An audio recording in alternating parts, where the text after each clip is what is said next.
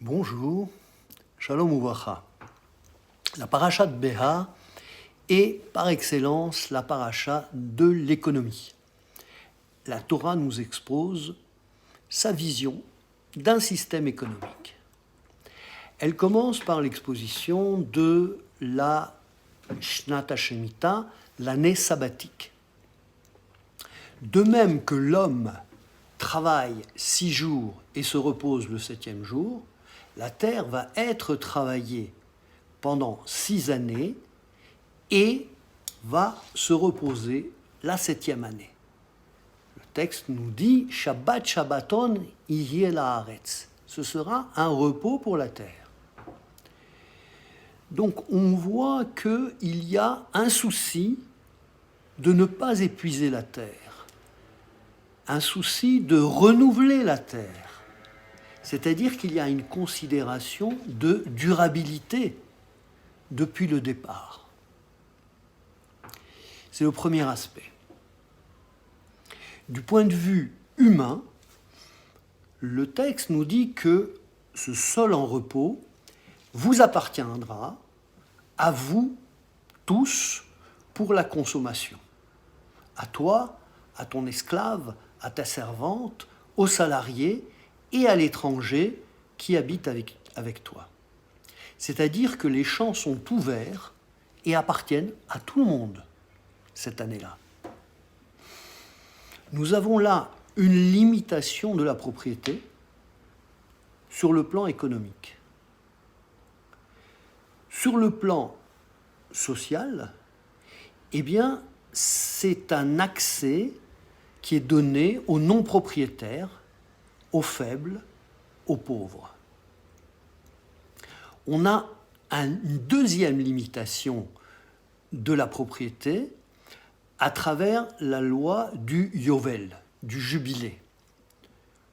On compte 7 cycles de 7 ans, 49 ans, et la 50e année est l'année du jubilé. À ce moment-là, toutes les ventes de terre sont annulées. La terre revient au propriétaire initial, à la famille à laquelle elle a été attribuée en héritage. C'est-à-dire que toute vente de terre est en réalité ce qu'on appelle un bail amphithéotique jusqu'au Yovel, c'est-à-dire que l'acheteur achète en réalité un certain nombre de récoltes sur pied. Ce système empêche l'accumulation des terres, puisque les cartes sont rebattues toutes les 50 ans. Donc, quels que soient les aléas de la vie, une fois par génération, chacun aura un moyen de subsistance décent.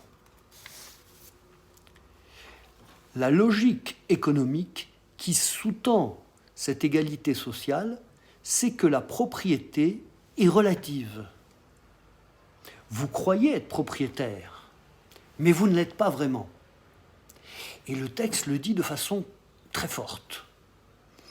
C'est le passouk 23 du chapitre 25 de Vaïkra.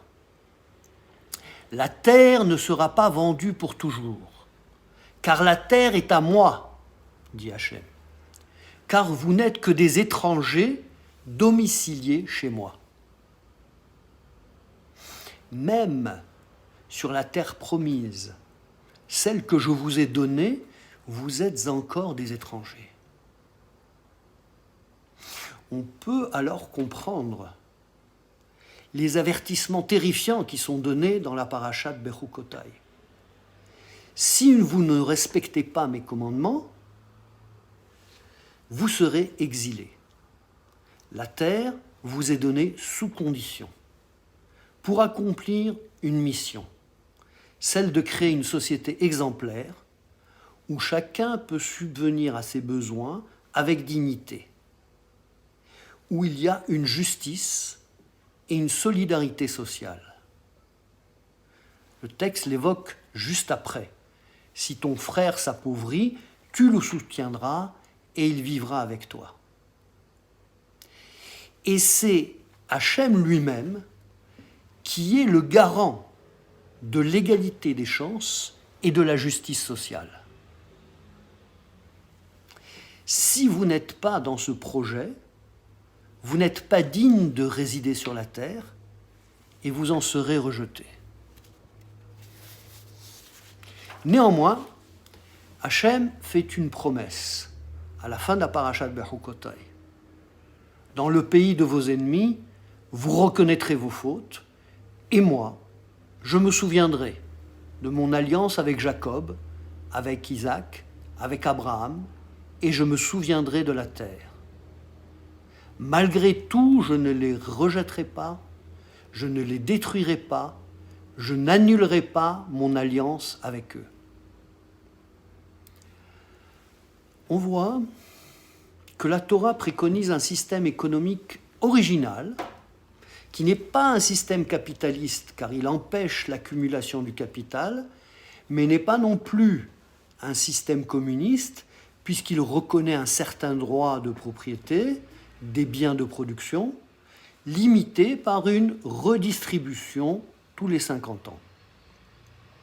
On remarque aussi que dès la racine, l'économique intègre l'écologique et la nécessité de préserver la terre, puisque c'est une des missions de l'homme dès sa création, les Ovda ou le Shomra, pour la servir et la préserver. Et aussi, l'économique est indissociable du social, puisqu'il assure l'égalité des chances, exige la solidarité et le soutien aux plus faibles. Il est d'ailleurs prévu dans les lois de Shemitah, pas dans notre paracha, mais dans la paracha de Re'eh, dans Devarim, une disposition contre le surendettement. Il y a remise de dette tous les 7 ans à l'année de la Shemitah. Donc pour la Torah, l'économique est au service de l'homme. Et la terre ne nous est donnée que pour y bâtir une société où chacun a sa place et sa dignité. Comme le dit le prophète, chacun sous sa vigne et sous son figuier. Une société de fraternité, une société exemplaire aux yeux de toutes les nations. À nous d'être à la hauteur. Shabbat Shalom.